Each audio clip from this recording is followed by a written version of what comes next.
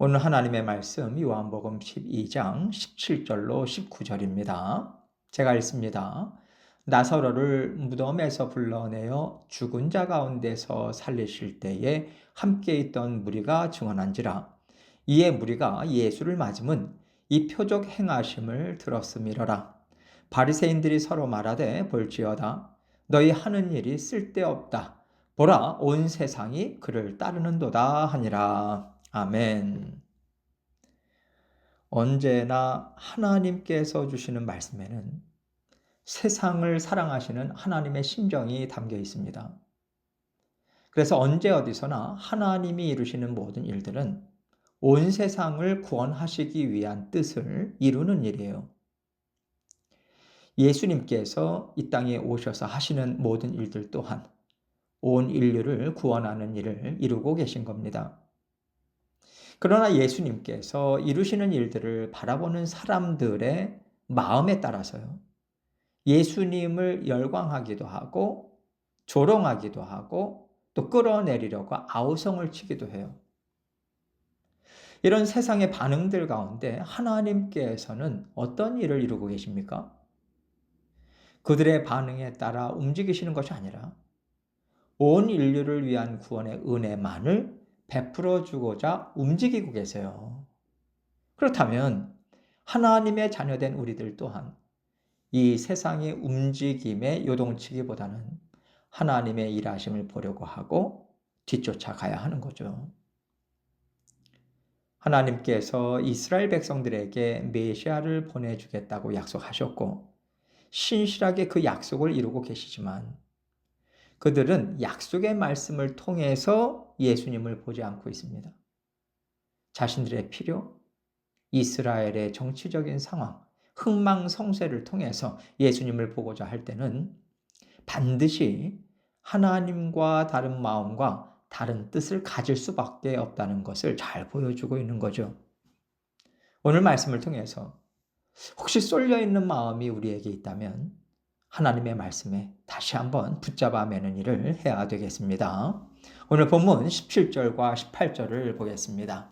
나사로를 무덤에서 불러내어 죽은 자 가운데서 살리실 때에 함께 있던 무리가 증언한지라. 이에 무리가 예수를 맞음은 이 표적 행하심을 들었음이러라.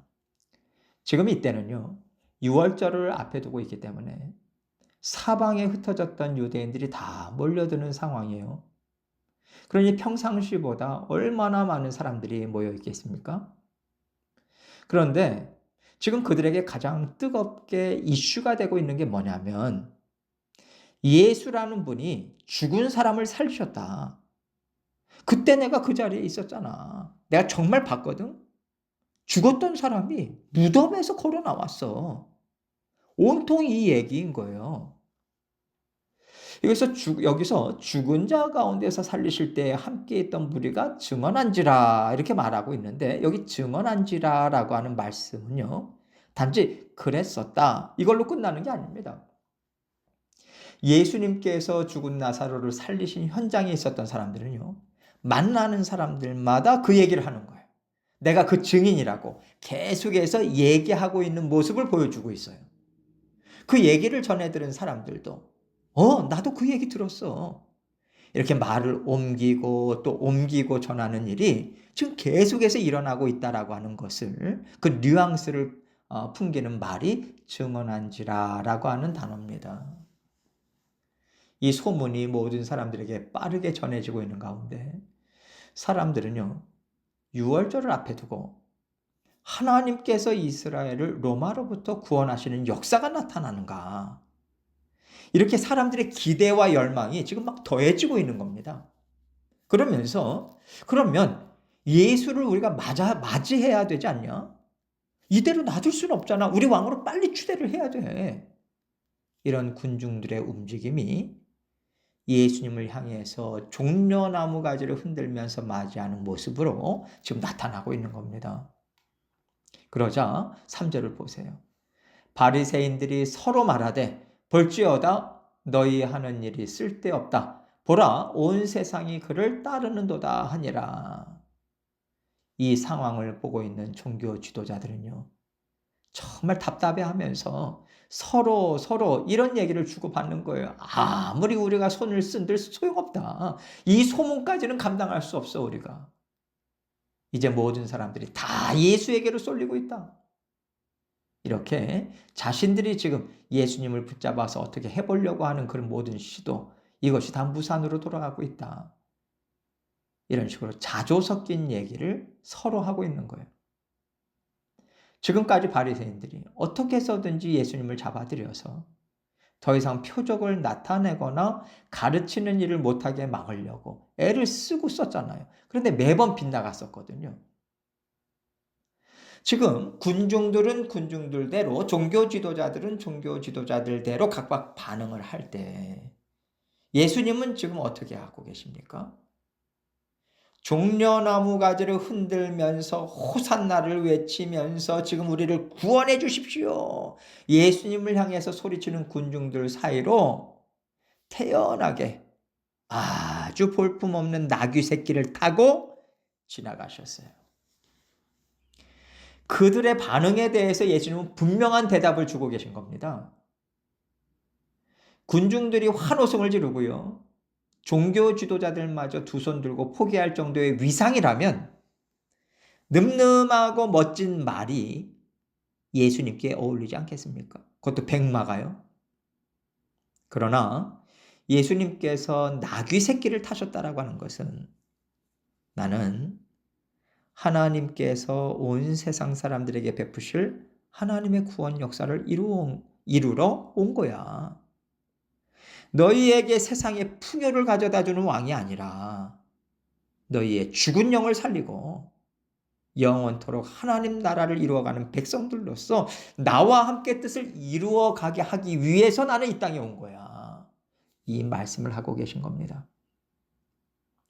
지금 이 모습은요. 세상은 세상대로 꿋꿋하게 자신들의 생각대로 자신들이 믿는 것을 아주 열정과 열심을 다해서 이루고 있는 모습을 보여주고 있고요. 또 하나님의 선하신 뜻을 붙잡고 이 땅에 오셔서 죽기까지 계속해서 뜻을 이루어 가시는 예수님의 모습을 한 장면으로 보여주고 있는 것 같습니다. 세상은 예수님께서 다시 오시는 그날까지 이렇게 하나님의 선하신 뜻을 이해하지 못하고요. 자신들의 필요에 따라서 하나님을 붙잡기도 하고 놓기도 하고 또 공격하기도 할 거예요. 그렇기 때문에 우리가 이 세상 사람들의 반응이나 그들이 하는 일에 따라서 기뻐했다, 슬퍼했다 이렇게 반응할 일이 아닌 겁니다. 세상은요 그렇게 가게 되어 있어요. 그러나 그 가운데서 하나님의 말씀을 통해서 예수님이 하시는 일을 보고자 하는 영혼들이요 반드시 나타나게 되어 있습니다.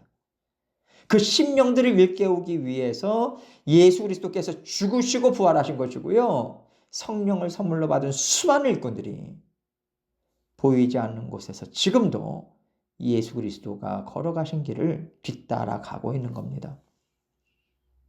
진정한 예수님의 제자들은요. 세상 사람들의 인기, 세상 사람들의 반응에 휩쓸리지 않아요. 그저 보이지 않는 곳에서 묵묵히 예수 그리스도를 통해서 이루시는 구원 역사를 증언하면서 다닐 겁니다. 예수님이 그렇게 하셨잖아요. 많은 군중들 앞에서 그들의 호응을 얻어내시고 그들의 인정을 필요로 하시던 메시아가 아니지 않습니까? 하나님 나라를 세우고 영혼을 구원하는 구원 역사에는 하나님 손길을 따라서 때로는 부흥의 역사가 나타나기도 하고요. 때로는 핍박의 역사가 나타나기도 하는 겁니다. 그래서 우리는 아담과 하와에게 주셨던 원복음의 말씀을, 그 약속을 세대가 수없이 바뀌는 동안에도 끊임없이 이루시고 구원을 이루어 가시는 하나님의 완전하신 일하심에 우리가 전적으로 내어 맡겨야 돼요. 하나님께서 우리 시대에 어떤 구원 역사를 일으키실지 우리는 알지 못합니다.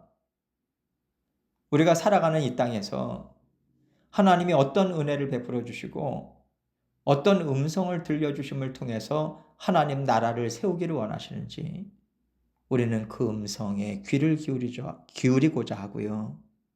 그 말씀에 우리는 동참해야 됩니다. 예수님이 그렇게 하셨잖아요.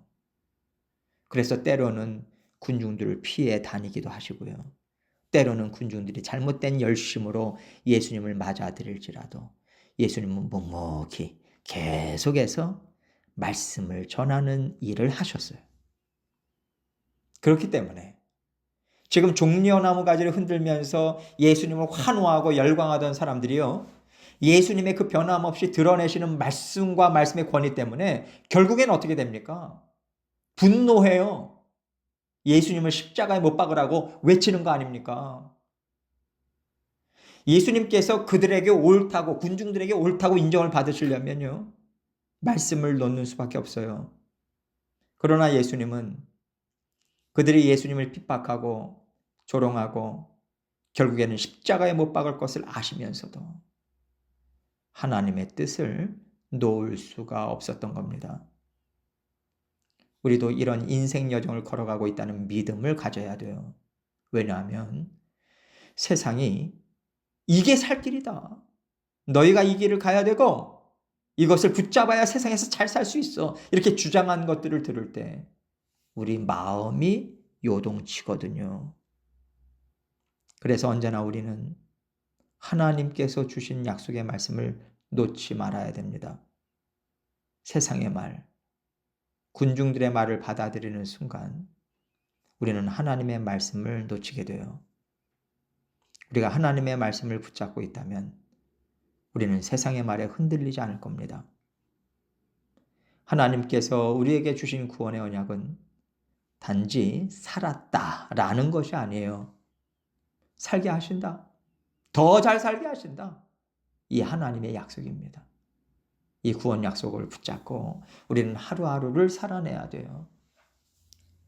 종려나무 가지를 흔들며 환호하는 군중들 사이를 예수님께서 나귀 새끼를 타고 묵묵히 지나가시면서 하나님의 말씀을 이루어 가셨듯이 우리도 세상이 열광하는 것을 쫓지 말고 하나님의 말씀만을 붙잡고 나감으로써 예수님의 걸어가신 길을 우리도 따라가는 하나님의 칭찬과 인정을 받기를 바랍니다. 하나님은 우리가요, 나귀 새끼를 타신 예수님의 뒤를 묵묵히 쫓아가는 제자들이 되기를 원하세요. 오늘도 우리 마음을 하나님의 말씀에 붙잡아 매시고 제자된 삶을 힘있게 살아가시는 저와 여러분이 되시기를 주님의 이름으로 축원합니다.